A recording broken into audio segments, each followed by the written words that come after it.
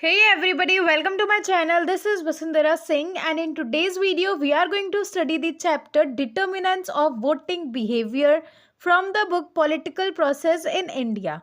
Okay, so let's start with our video. देखो, voting behaviour का मतलब होता है इन हिंदी मतदान व्यवहार, यानी कि लोग जो है वोट करते हैं तो उनका बिहेवियर उस टाइम पर क्या होता है, वो किस चीज़ से अफेक्ट हुए होते हैं जब वो वोटिंग करने जाते हैं। ओके, एंड सेकेंडली डिटर्मिनेंट्स का मतलब होता है निर्धारक, जिसका सिंपली मीनिंग होता है कि कौन सी वो चीज़ें हैं, कौन से वो फैक्टर्स हैं जो डिसाइड करते हैं किसी भी इंसान के वोटिंग बिहेवियर को। ठीक है, उन्हीं के बारे में हम इस पूरी वीडियो में पढ़ेंगे। ओके, तो first of all let us see the meaning and definition.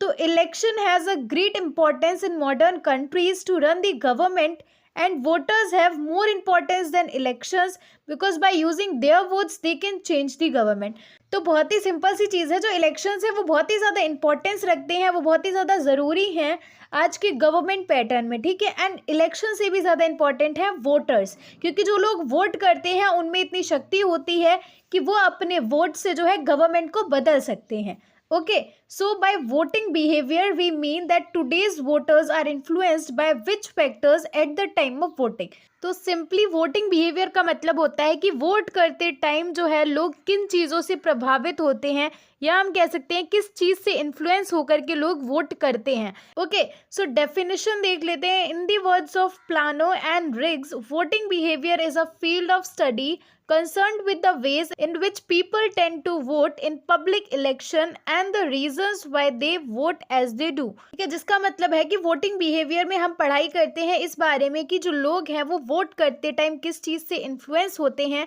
And जिस भी पार्टी को, जिस भी रिप्रेजेंटेटिव को वो वोट करते हैं तो what are the reasons behind it. तो इसी बारे में हम वोटिंग बिहेवियर के अंडर पढ़ते हैं, स्टडी करते हैं। So next, talking about voting behaviour in India. So India is the largest democracy in the world. All citizens of 18 years or above the age have the right to vote in Indian elections।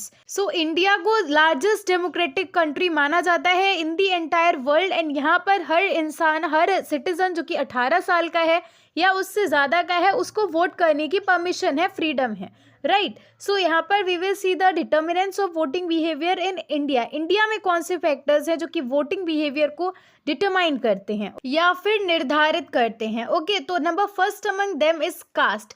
सबसे ज़्यादा important role play करता है cast, जिसको हम हिंदी में जाति कहते हैं। ठीक है, so caste continues to be a determinant for voting behaviour in India. Votes are demanded in the name of caste. जाति के नाम पर वोट यहाँ पर मांगे जाते हैं, जैसे हमको कई बार सुनने को मिलता है जाट की वोट जाट को, या ब्राह्मण वोट्स वर्सेस जाट वोट्स, या फिर Jat votes versus Ahir votes. तो इस टाइप के प्रिंसिपल्स हमको देखने को मिलते हैं ड्यूरिंग द इलेक्शंस, यानी कि कास्ट के नाम पे, जाति के नाम पर जो है वोट्स मांगे जाते हैं, एंड रिप्रेजेंटेटिव्स जो है इस चीज़ का खास ध्यान भी रखते हैं जब भी वो अपनी इलेक्शन स्ट्रेटजीज प्लान करते हैं, पॉलिसीज प्लान करते हैं, तो वो कास्ट फैक्टर को दिमाग में रखते हैं। So votes are demanded in the names of caste. Jat की वोट जाट को, ब्राह्मण वोट्स वर्सेस जाट वोट्स, और Jat votes versus Ahir votes, etc are commonly used principles in planning election strategy। The political parties in India formulate their policies and election strategies always keeping in mind the caste factor। Okay, अगला important determinant है religion. जो धर्म होता है वो भी काफ़ी ज़्यादा इंपॉर्टेंट रोल प्ले करता है इन दी वोटिंग बिहेवियर, क्योंकि इंडिया में जो हमें काफ़ी सारी रिलीजन बेस्ड पार्टीज भी देखने को मिलेंगी, जैसे कि कुछ इंपॉर्टेंट है शिरोमणि अकाली दल जो कि सिख रिलीजन पे बेस्ड है ना, एंड दूसरी आ जाएगी ऑल इंडिया मुस्लिम लीग जो कि कम्प्लीटली मुस्लिम रिलीजन बेस्ड है। ठीक है ना, सो इस तरह से हमको रिलीजन बेस्ड पार्टीज भी देखने को मिलेंगी। एंड जो 2019 का इलेक्शन हुआ, so that was a manifestation of the deepening religious divide in India, यानी कि 2019 का जो इलेक्शन हुआ था वहाँ पर हमको काफ़ी ज़्यादा जो है रिलीजियस डिवाइड देखने को मिला था, जैसे कि जो मेजॉरिटी ऑफ हिंदूज़ थे वो बीजेपी की क्लोज खुद को महसूस करते थे, यानी कि मेजॉरिटी ऑफ हिंदूज़ ने बीजेपी का सपोर्ट किया था। वहीं पर अगर हम मुस्लिम्स की बात करें तो 5 में से 4 मुस्लिम्स जो हैं उन्हें ये पार्टी ही नहीं पसंद थी। ठीक है, दे वर अगेंस्ट बीजेपी। तो इस तरह से हमको पता चलता है कि in that election religious divide ज़्यादा थी। ओके, जो मुस्लिम्स थे they were against the Bharatiya Janata Party, whereas जो हिंदूज थे they were in the favour of the party. ठीक है, एंड जो तीसरा डिटर्मिनेंट हो जाएगा दैट इज लैंग्वेज। तो इंडिया जो है एक मल्टीलिंगुअल स्टेट है, we all know, and the language also serves as a factor in voting behavior. Since people have an emotional attachment with their languages, they easily get influenced whenever there comes up any issue relating to language. तो लोगों के अंदर एक attachment होती है, एक emotional connection होता है अपनी भाषा के प्रति, है ना, अपनी लैंग्वेज के प्रति। तो कभी भी कोई इशू आता है लैंग्वेज से रिलेटेड तो वो इन्फ्लुएंस हो जाते हैं, बिकॉज हर इंसान का जो है एक इमोशनल कनेक्शन है अपनी भाषा से, अपनी लैंग्वेज से, ठीक है। So whenever any issue comes related to the language तो लोग जो है इन्फ्लुएंस हो जाते हैं, प्रभावित हो जाते हैं। And linguistic interest always influence voting behaviour. Okay, next factor is money factor, ठीक है। So India is a poor country with a large number of people living below the poverty line. So India में एक large population जो है below poverty line रह रही है, गरीबी रेखा से नीचे, ठीक है। तो मनी जो है एक क्रूशियल रोल प्ले करता है in determining the behaviour of voters, ठीक है। जो रिच कैंडिडेट होते हैं, जो रिच पार्टीज होती हैं, उनके ज़्यादा चांसेस होते हैं इलेक्शन जीतने के, because at the time of election जो गरीब लोग हैं उनको पैसा देख के लालच दिया जाता है कि आप पैसा ले लीजिए और हमको वोट दीजिए। सो इसलिए हर बार ही जो रईस बंदा है, जो रिच है, उसके ज़्यादा चांसेस होते हैं इलेक्शन जीतने के, बिकॉज वो गरीबों के वोटों को खरीद लेते हैं पैसा दे करके, ठीक है। So money is also a determining factor. Next factor हो जाएगा इलेक्शन कैंपेन्स। तो हर एक पार्टी जो है कैंपेन्स लॉन्च करती है वोटर्स को इन्फ्लुएंस करने के लिए अपने फेवर में, ठीक है ना, अपने सपोर्ट में। So use of such means as mass meeting, street meeting, personal contacts, posters, speeches by film stars, TV and radio broadcast, newspaper advertisement, procession and propaganda is made to win votes. तो हर एक party जो है हर possible कोशिश करती है कि वो वोटर्स को इन्फ्लुएंस कर सके, ठीक है ना, वो वोटर्स को अपने सपोर्ट में ले सके। तो काफ़ी सारे तरीके होते हैं, जैसे कि लोग जो है स्ट्रीट मीटिंग्स करते हैं, पब्लिक मीटिंग्स करते हैं, है ना, पर्सनल कॉन्टेक्ट से जो है वोट्स को कलेक्ट करने की कोशिश करते हैं, पोस्टर्स, स्पीच, विच मीन्स तमाम तरीके की कोशिशें करते हैं लोग ताकि वो अपने फेवर में वोटर्स को इन्फ्लुएंस कर सकें। ओके, नेक्स्ट हो जाएगा issue orientation. So voting behaviour is also influenced by the issues which confronts the society. Those who have strong party affiliations and do not wish to change their behavior identify themselves with the stance which their parties have taken on such issues। यानी कि कोई ऐसा issue है society में जो कि बहुत ही ज़्यादातर पब्लिक को अफेक्ट कर रहा है, ठीक है। सो अब उस इशू को जो है जो भी पार्टी ज़्यादा बेटर सॉल्व करने की कोशिश करेगी, अब ज़्यादा बेटर सॉल्व करने की गारंटी देती है, उसको जो है ज़्यादा चांसेस होते हैं इलेक्शन जीतने के। ज़्यादातर जो पब्लिक है वो उससे इन्फ्लुएंस हो जाती है, ठीक है। तो इशू ओरिएंटेशन जो है ये भी एक इम्पॉर्टेंट रोल प्ले करता है, बिकॉज एक जो हॉट टॉपिक चल रहा होता है इन दी सोसाइटी एंड उसी के फेवर में अगर कोई पार्टी जो है आपको कन्फ्रंट करती है कि यस हम जो है सुधार लाएंगे, हम चेंजेस लाएंगे, एंड वो पार्टी उस बात से जो है स्टैंड करती है, तो वो भी रिफ्लेक्ट करता है, वो भी अफेक्ट करता है वोटर्स को। ओके, नेक्स्ट हो जाएगा कैंडिडेट ओरिएंटेशन।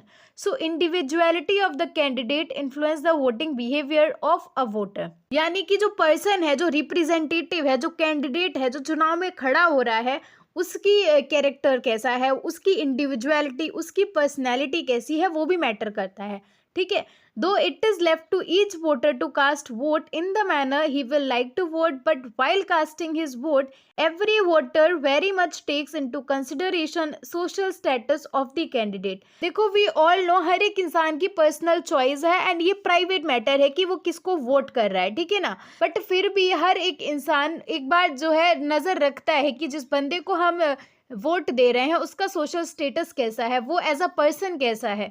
अब सोशल स्टेटस की बात आई है तो उसमें हर चीज़ इंक्लूड हो जाती है कि वो किस कास्ट से बिलोंग करता है, उसकी इनकम क्या है, उसका बिजनेस स्कोप क्या है, ठीक है ना, उसकी पास्ट परफॉर्मेंस क्या रही है एज अ पर्सन, ठीक है, एंड वो पॉलिटिकल लाइफ में कैसा रहा है। तो सोशल लाइफ की जब हम बात करते हैं तो उसमें हर एक चीज़ आ जाती है, ठीक है। सो द पॉइंट इज कि यहाँ पर कैंडिडेट की पर्सनैलिटी भी मैटर करती है कि जिसके लिए आप वोट कर रहे हैं वो एज अ पर्सन कैसा है, उसने अपनी पूरी लाइफ में क्या चीज़ें अचीव करी हैं, how he is, and of course caste क्या है, उसकी रिलीजन क्या है, ये सारी चीज़ें मैटर करती हैं। नेक्स्ट हो जाएगा party loyalty. So in India many of the people are attached to their different political party and always cast their vote in favor of the party rather than the candidate.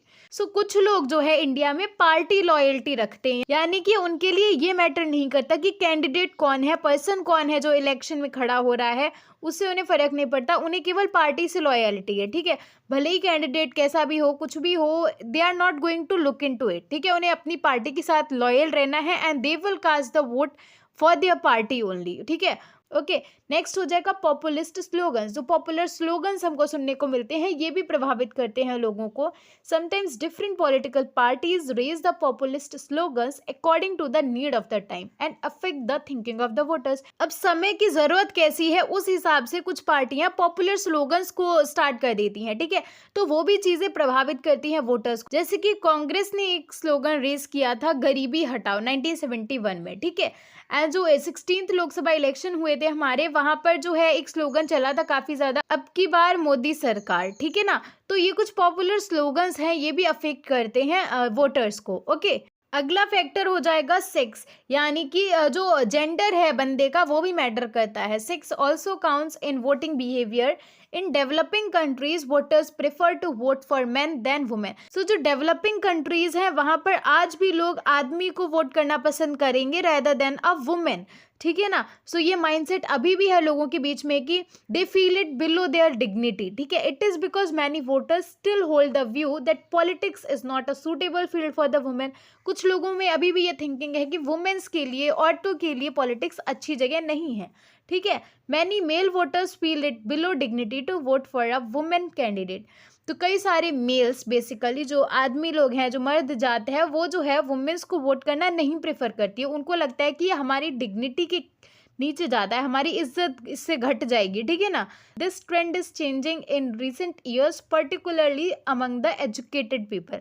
And अगला determinant हो जाएगा media. So in relation to elections, particularly during the process of elections is extremely important for all stakeholders, starting from the announcement of elections to nomination, campaign, security arrangements, polling, counting, declaration of results, etc. All of these require widest circulation. The voter comes to know about the basics like what, when, where and how of elections generally through the media. तो media का भी काफ़ी ज़्यादा important role होता है कि जो भी चीज़ें हैं वोटिंग से रिलेटेड, इलेक्शन से रिलेटेड, वो जनरल पब्लिक को मीडिया के थ्रू ही पता चलती है कि इलेक्शंस कब हो रहे हैं, कहाँ हो रहे हैं, कैसे हो रहे हैं, यानी कि एंटायर डिटेल जो है ज़्यादातर मीडिया से ही मिलती है लोगों को, ठीक है। जो भी अनाउंसमेंट्स होती हैं, नॉमिनेशन से लेकर कैंपेन, सिक्योरिटी अरेंजमेंट, पोलिंग, हर चीज़ के लिए जो है मीडिया इंपॉर्टेंट रोल प्ले करती है। ओके, सो ये कुछ इंपॉर्टेंट डिटर्मिनेंट्स थे of voting behaviour and I hope you got it very clearly. यहाँ पर अगर आप आंसर के लिए भी प्रिपेयर कर रहे हैं तो I have written in detail. आप जो है एंटायर टेक्स्ट को लिख सकते हैं इन डिटेल। किसी भी एग्जाम में क्वेश्चन आ रहा है तो आपको जो है अच्छी मार्किंग मिल जाएगी and I hope you understood it as well. बहुत ही ज़्यादा सिंपल सी चीज़ें हैं, आप पढ़ेंगे तब भी आ जाएगा समझ में। And else I have also explained you guys. So if you like the video give it a thumbs up, subscribe to my channel and share among your friends as well. हम मिलेंगे हमारी नेक्स्ट वीडियो में with another topic. तब तक रुक जाना नहीं तू कहीं हार के।